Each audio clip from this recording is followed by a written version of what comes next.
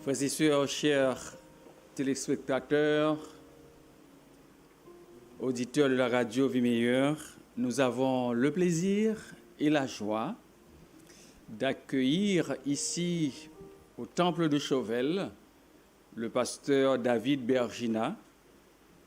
Et nous avons également le plaisir de vous accueillir tous ici dans ce temple. Pasteur Bergina est responsable de communication au niveau de la fédération. Et c'est avec plaisir que je l'accueille en votre nom ce matin, que l'Esprit de Dieu se sert de lui comme canal pour pouvoir nous communiquer la parole de Dieu. Et soyez de toute oreille. Merci. Et pasteur Bergina, bienvenue à toi.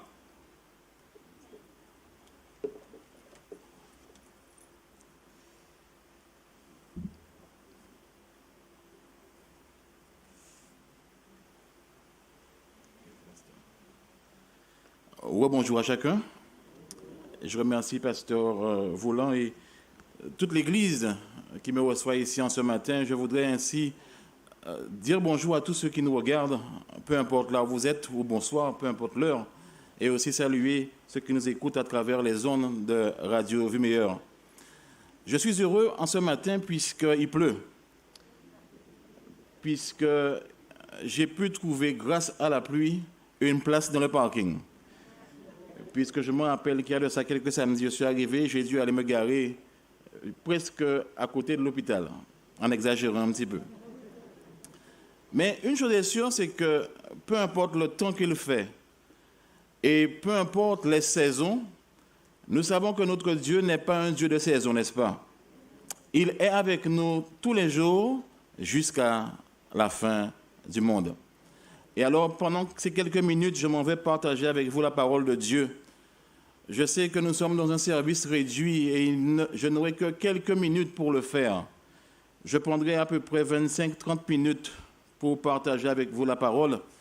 Et si jamais vous me voyez dépasser les 25-30 minutes, dites simplement « Amen » et je vais vous entendre. Dieu est grand, n'est-ce pas? Dieu est grand, n'est-ce pas? J'ai appris une chose à travers toutes les choses qui se passent ici, à travers le Covid, à travers les maladies qui sont annoncées. Dieu n'est jamais dépassé, n'est-ce pas? Dieu n'est jamais dépassé. Il a annoncé les choses depuis des lustres, depuis la création. Il avait annoncé que les choses seront telles que nous les voyons. Dans l'Apocalypse, les choses sont annoncées. Dans le livre de Joël, les choses sont annoncées. Donc, lorsque nous les voyons, la Bible nous dit de faire une chose, que notre cœur ne se trouble point, chers amis. J'entends des gens qui, alors qu'ils entendent les actualités, tremblent. Même ceux qui étaient les plus bibliques d'entre nous tremblent. Ne tremblez pas. Tout ceci était déjà inscrit. Mais la chose capitale qui était aussi inscrite, c'est que la terre ne sera pas détruite par le Covid, chers amis. La terre ne sera pas détruite par les hommes, mais Maranatha, Jésus revient bientôt. Je vous invite à tourner les pages du Saint-Livre avec moi dans le livre de Josué, chapitre 5, où nous allons voir ensemble quelques éléments importants en temps de crise, mais aussi en bonne saison.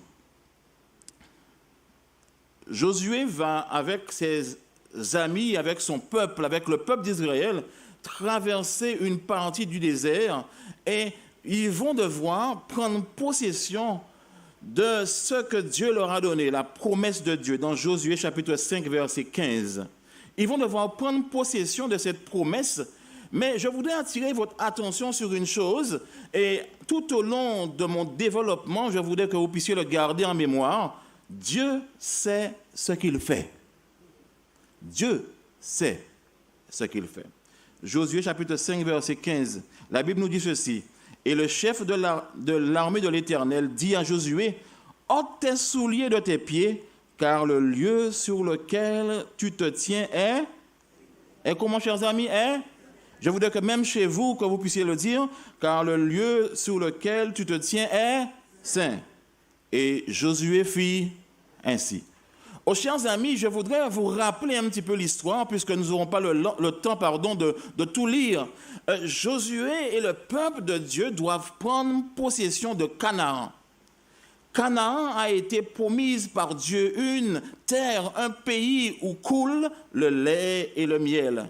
Ils sont sortis d'Égypte où ils étaient en esclavage. Ils sont sortis d'un pays où Pharaon leur faisait voir toutes sortes de misères. Et Dieu leur dit, j'ai entendu votre cri. Dieu leur dit, j'ai entendu votre situation. Et Dieu les a délivrés. Mais la délivrance de Dieu, même si elle est ce qu'elle est, elle est divine, quelquefois nous emmène à passer aussi dans le désert. Mais je voudrais que vous reteniez une chose, c'est que notre obéissance à Dieu va déterminer le nombre de temps que nous allons passer dans le désert. Vous me suivez? Cheminant encore vers Canaan, ils ont fait face à des peuples, ont fait face à des difficultés. Et la Bible nous les présente ici à Gilgal, devant passer de Gilgal à Canaan. Chers amis, beaucoup d'entre nous sont à Gilgal en ce matin. De Gilgal à Canaan, devant passer de là où ils sont pour arriver à la promesse de Dieu. De là où ils sont pour pouvoir prendre ce que Dieu a promis. Mais je voudrais vous dire ce matin que de Gilgal à Canaan, Dieu est avec nous et Dieu sera avec nous. Dieu envoie son ange, Jésus-Christ lui-même, plaît-il, comme diraient les personnes âgées. Jésus-Christ lui-même venant devant Josué et venant lui faire remarquer quelque chose que peut-être qu'il n'avait pas remarqué.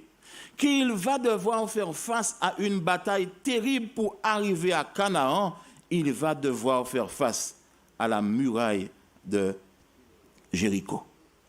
Imaginez-vous, Dieu leur a promis un pays où coule le lait et le miel et ils doivent passer par Jéricho. Je voudrais demander à Dieu, Seigneur, mais pourquoi cela? Pourquoi ne pas faire carrément de l'Égypte à Canaan? Même si cela est difficile à croire, cela est bon pour nous, quelquefois, de passer dans le désert et de faire de Gilgal à Canaan. Il est important pour nous, effectivement, de pouvoir savoir qu'il y a des choses en nous jusqu'à présent qui nous empêchent d'arriver en Canaan et il faut traverser le désert pour que Dieu nous débarrasse de cette chose ou de ces choses lorsqu'elles se multiplient. Il faut que nous puissions savoir que le passage dans le désert n'est pas une malédiction, chers amis, puisque même si je traverse le désert, si je traverse le désert avec Jésus, c'est aussi une bénédiction. Jéricho, cette muraille qui devait tomber, et elle devait tomber parce que Dieu a décidé que cette muraille va tomber. Mais, chose capitale, ôte tes souliers, parce que le lieu sur lequel tu te tiens est saint. Pourquoi est-ce que l'ange va dire cela à Josué? Chers amis, il y a quelque chose que nous devons comprendre. Les batailles que nous menons, même si elles nous apparaissent physiques, ne sont pas simplement des batailles physiques, mais ce sont des batailles hautement spirituelles. La Bible dit que nous n'avons pas à lutter contre la chair et le sang. Josué voyait en face de lui une muraille qui s'appelle Jéricho, mais en fait, ce n'était pas seulement une bataille entre le peuple de Dieu et le peuple de Jéricho, mais toute l'armée céleste était mobilisée puisqu'il y avait là une guerre hautement spirituelle. Et comme tu veux participer à cette guerre hautement spirituelle, ôte tes souliers, parce que le lieu où tu te tiens est un lieu qui est saint. Le lieu est saint, pourquoi? Parce que les anges eux-mêmes sont en place. Le Saint-Esprit est en place. Jésus est en place. Et le Père lui-même est en place. Et ils sont en place, chers amis, pour nous emmener la délivrance. Mais ôte tes chaussures. Parce que lorsqu'on est en affaire avec Dieu, chers amis, on n'est pas en affaire avec n'importe qui. Quelquefois, nous croyons que nous pouvons rentrer en guerre et nous disons que nous sommes vainqueurs plus que vainqueurs même, grâce à Jésus-Christ. Nous disons que nous avons la victoire. Et nous faisons quelquefois n'importe quoi. Mais, comme nous disons en créole, et je vais traduire en français, si les dominos se remuent n'importe comment, ils ne se jouent pas n'importe comment. Les affaires de Dieu ne se font pas n'importe comment, chers amis. Lorsque nous entrons dans cette armée, nous devons savoir que nous sommes dans un combat qui engage notre personne, mais engage aussi notre sainteté. Nous ne pouvons pas faire n'importe quoi, n'importe comment. La victoire sera assurée, mais ôte tes chaussures. Tu es en affaire avec un Dieu saint. Et j'aime comment cet ange, permettez-moi de faire ce raccourci en l'appelant Jésus, le chef de l'armée céleste. J'aime comment il apparaît, chers amis. Il apparaît, la Bible dit dans Josué chapitre 5, je vous invite à lire le texte, avec son épée à la main. Il est prêt à combattre et Josué lui dit, mais avec qui tu es? L'ange ne répond pas à cette question, mais l'ange dit, j'ai été envoyé. Permettez-moi de faire cette parenthèse. Peut-être qu'ici, à l'église de Chauvel, ou alors derrière l'écran, ou derrière la radio, il y a quelqu'un ici qui passe par un moment terrible. Je voudrais dire à cette personne, comme il a été dit à Josué, n'aie pas peur, puisque Jésus est venu lui-même pour te délivrer. Je voudrais dire à cette personne, si tu es en face de cette muraille de Jéricho, Dieu a promis que cette muraille va tomber. Par contre, ôte tes chaussures, car le lieu sur lequel tu te tiens est un lieu saint. Je me rappelle lorsque j'étais plus jeune, et permettez-moi ce petit rappel historique, puisque au fur et à mesure, mon passé ressemble à de l'histoire, vu que je grandis. Je me rappelle que lorsque nous venions à l'église, on avait peur d'approcher la sacristie. Je me rappelle de ça. Est-ce que vous vous rappelez de ça? On avait peur d'approcher la sacristie parce qu'on nous avait dit que Dieu était là. On avait même peur de pouvoir déplacer le banc, de faire du désordre dans l'église parce qu'on nous avait dit que Dieu était dans l'église. Est-ce que je dis la vérité? On avait peur de toucher aux fleurs parce qu'on nous avait dit que ce sont les fleurs de Jésus. Mais maintenant, on voit toutes sortes de choses. Je peux vous dire quelque chose, chers amis. Le Dieu que nous servons n'a pas changé. Et s'il dit à Josué, ôte tes chaussures, car le lieu sur lequel tu te tiens est saint, il nous dit aussi en ce matin, dans ce combat que nous menons contre les forces du mal, rappelons-nous que nous devons aussi revêtir la sainteté de Jésus-Christ. Parce que si nous ne le faisons pas, nous allons être traités comme les ennemis aussi de Jésus. Ôte tes chaussures. Et la Bible dit que Josué va faire ainsi. Ils arrivent devant la muraille de Jéricho. J'aurais voulu être là. Cette grande muraille réputée imprenable. Aucune armée ne pouvait faire tomber cette muraille. Réputée imprenable. Mais avec Jésus, rien n'est imprenable. Oh, si j'étais là à votre place, j'aurais dit Amen.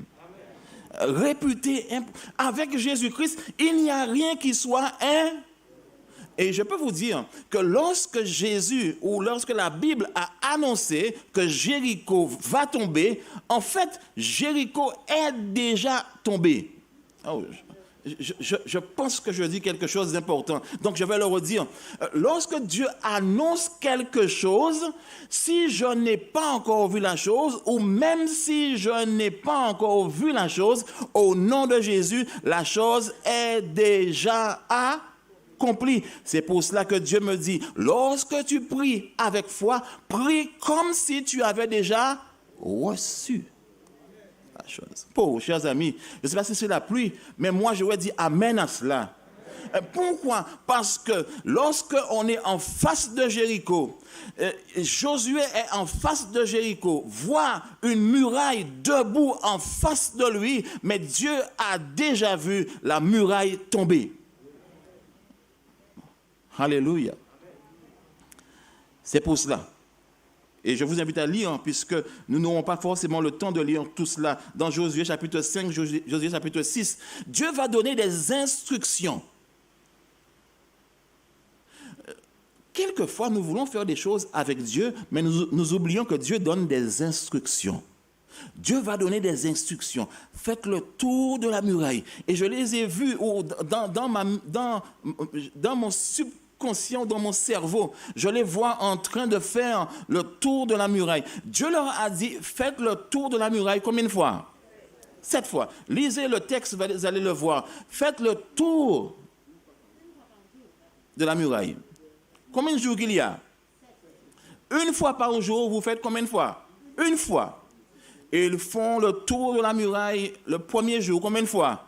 1 fois. Oh, chers amis, cela me rappelle un petit peu Naaman.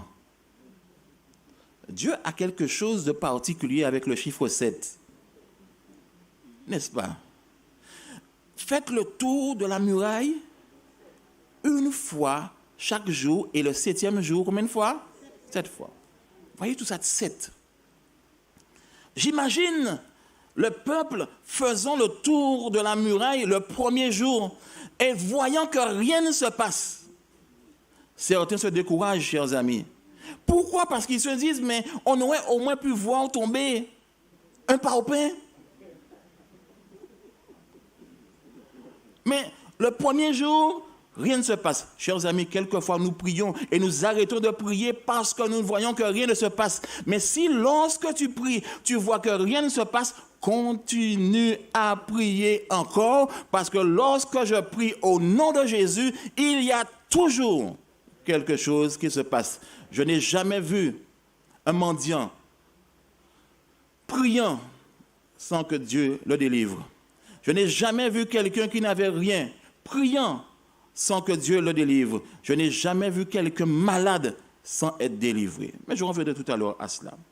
Le premier jour, il passe et rien ne se passe. Quelques-uns sont démobilisés, sont découragés. Ils disent, mais c'est la faute de Josué. Comme il pourrait dire, c'est la faute du pasteur, c'est la faute des anciens, c'est la faute des diacres. Le premier jour, certains font marche arrière. Mes chers amis, il y a encore d'autres qui continuent. 2e jour, ils font le tour. 3e jour, ils font le tour. Et certains même se gardent courage parce qu'ils se fient à ce que Dieu a dit.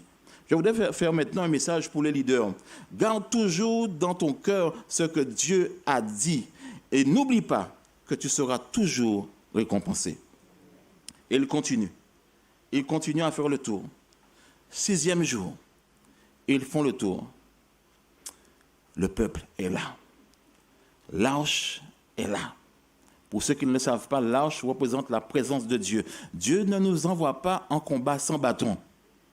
Lorsqu'il nous envoie dans le combat, il est présent au milieu du combat avec nous. Ils avancent. Et la Bible nous dit que lorsque s'exécute ce que Dieu avait promis, c'est-à-dire qu'après qu'ils aient fait le tour 7 fois et que les trompettes vont sonner, les murailles de Jéricho vont tomber au nom de Jésus-Christ.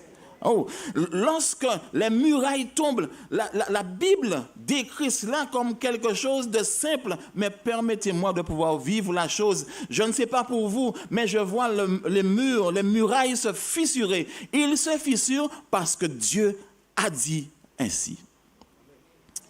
Il y a peut-être quelqu'un parmi vous qui se trouve aussi devant cette muraille de Jéricho.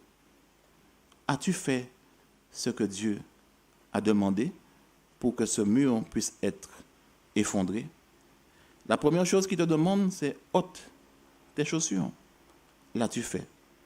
As-tu fait en sorte que ta vie reflète réellement ce que tu dis? As-tu fait en sorte que ta vie reflète ta rencontre avec Jésus-Christ? Lorsque nous lisons dans le livre de Zacharie chapitre 4, alors que nous pourrions croire que ce qui est arrivé est une chose scientifique ou scientifiquement prouvable, la Bible dit que ce n'est ni par la force, ni par la puissance, mais par mon esprit, dit l'Éternel. Vos murs vont tomber au nom de Jésus-Christ. Les murs vont tomber. Et vous savez, les murs qui sont les plus compliqués à tomber, ce sont les murs que nous construisons nous-mêmes. Les murs que nous peignons nous-mêmes. Et avant de peine, ça arrive que quelquefois même, nous enduisons, pour ceux qui font de la maçonnerie, nous enduisons nos murs nous-mêmes. Nous bâtissons des murs. Mais même les murs que nous allons mettre en place nous-mêmes, alors que nous allons demander cette force à Dieu, les murs vont tomber. Alors que j'arrive maintenant à la conclusion, chers amis, cette histoire nous rappelle quoi? Une histoire que nous connaissons, une histoire qui n'est pas simplement une histoire de murailles qui tombent, mais une histoire de confiance en Dieu. Sommes-nous prêts, nous aussi, à faire confiance à Dieu? Malheureusement, alors que les choses deviennent difficiles, devant ces murailles ou devant ces difficultés, beaucoup décident de quitter l'Église. Mes chers amis, peu importe de là où tu m'écoutes, Dieu te dit en ce matin, n'abandonne pas ton assemblée. Beaucoup disent que maintenant, les choses sont difficiles et il me faut quitter l'Église pour aller étudier la prophétie. Où est-ce que j'ai vu ça écrit, moi? Moi, ce que j'ai vu écrit, c'est que la prophétie m'invite à pouvoir me consolider avec ceux qui croient en Jésus-Christ. Et la Bible dit, c'est ici la persévérance des... Et qu'est-ce qu'ils font ensemble? Ils gardent les commandements de Dieu et ils ont là. Je n'ai jamais vu que lorsque les choses vont devenir difficiles, il faut quitter l'Église, chers amis. Au contraire, lorsque les choses deviennent difficiles, c'est ensemble que nous devons étudier, c'est ensemble que nous devons prier, c'est ensemble que nous devons lire et c'est ensemble que nous serons sauvés au nom de Jésus-Christ. Il ne faut que personne quitte le navire devant Jéricho, chers amis, devant la difficulté. Au contraire, j'entends des gens dire qu'à cause de Jéricho, je ne donne plus la dîme.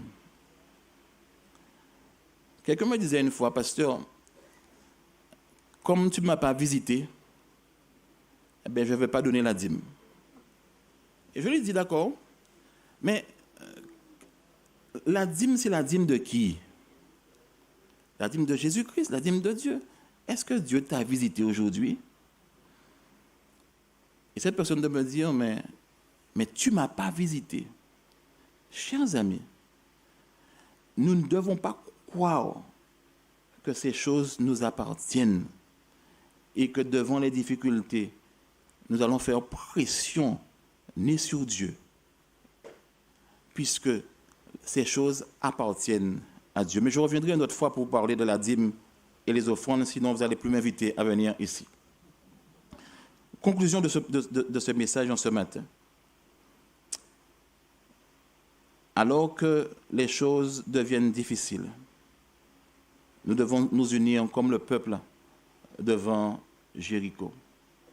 Alors que les choses deviennent difficiles, nous devons faire confiance à ce que Dieu dit. Alors que les choses sont difficiles, nous ne devons pas regarder aux difficultés, mais regarder à Jésus-Christ qui est présent avec nous pour nous délivrer. Et il nous dit, ne crains rien, ne promène pas des regards inquiets.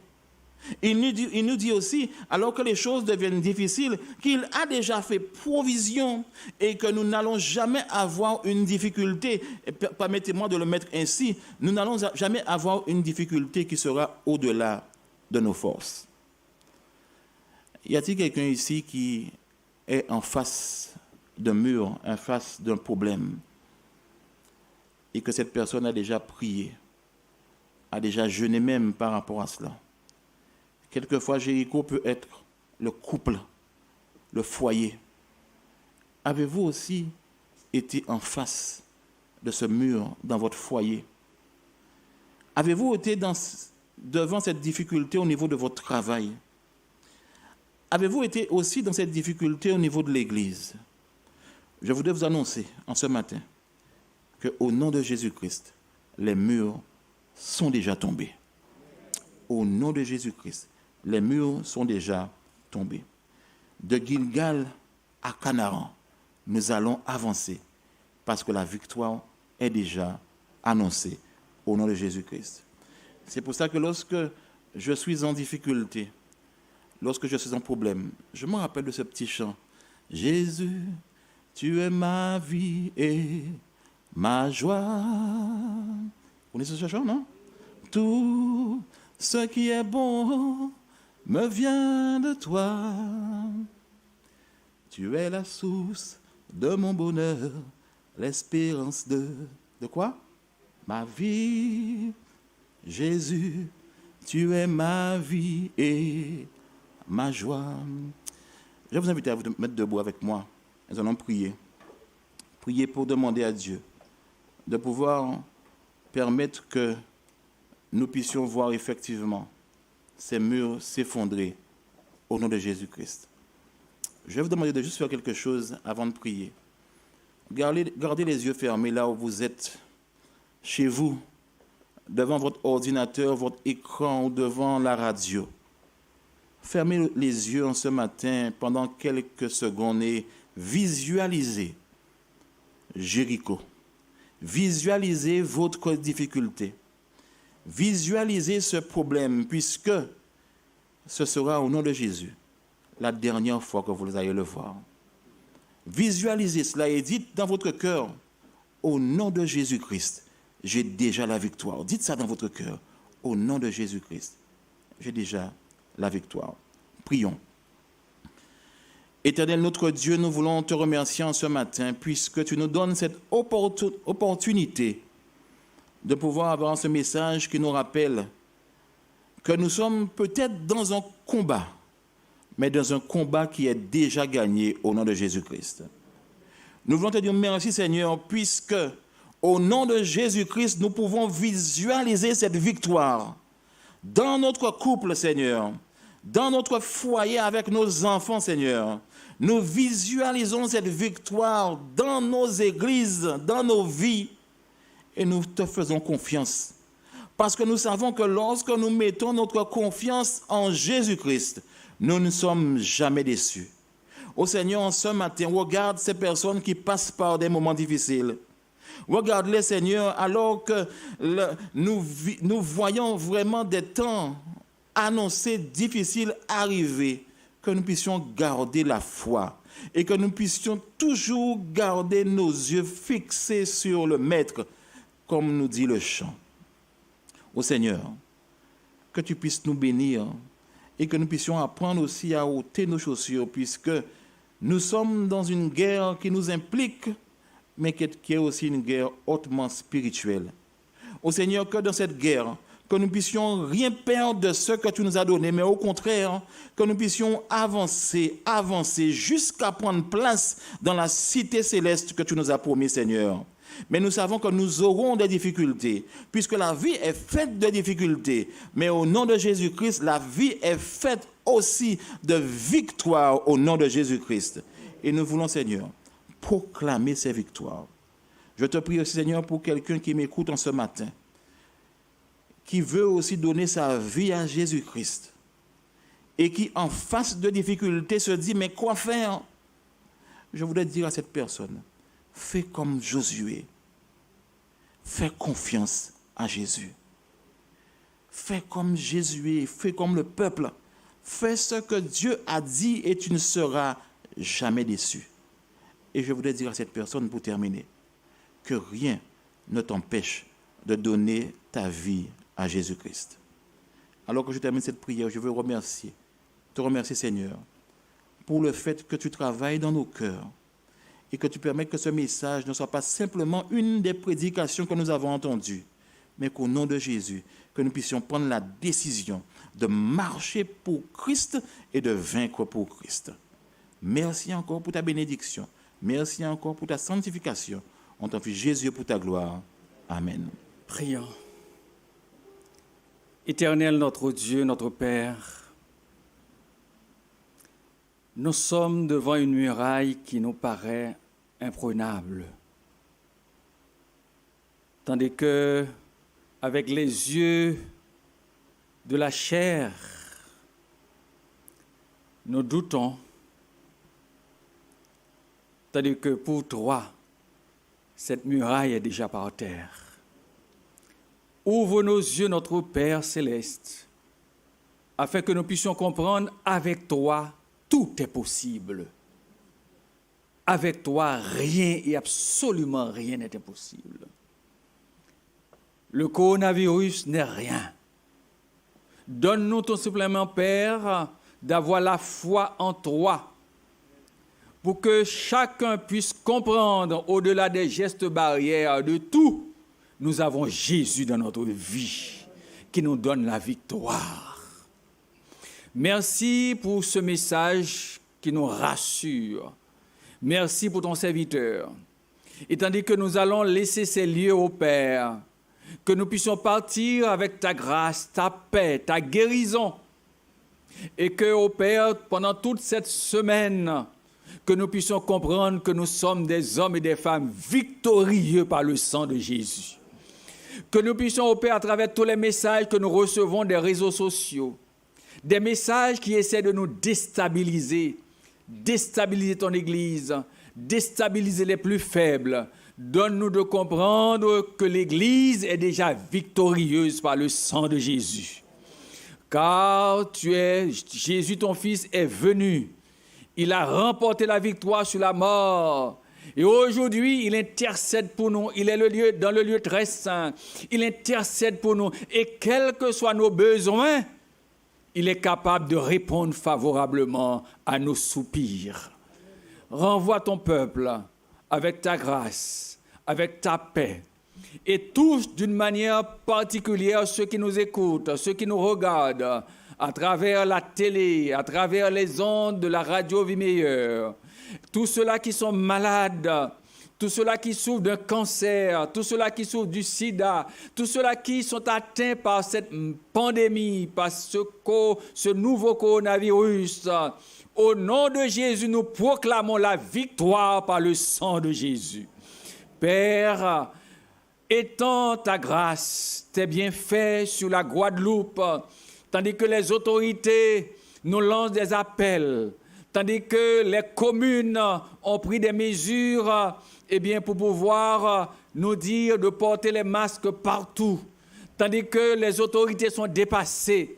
Donne-nous, ô Père, de comprendre que tu n'es jamais dépassé et inspire nos autorités afin qu'ils comprennent par l'ouverture des temples, par la prière, par les chants, par le jeûne, que Jésus, il est plus que capable de délivrer les abîmes, de délivrer toutes les communes de la Guadeloupe, de délivrer la France, de délivrer le monde entier, car Jésus il est venu pour apporter la libération totale par le sang, par son sang.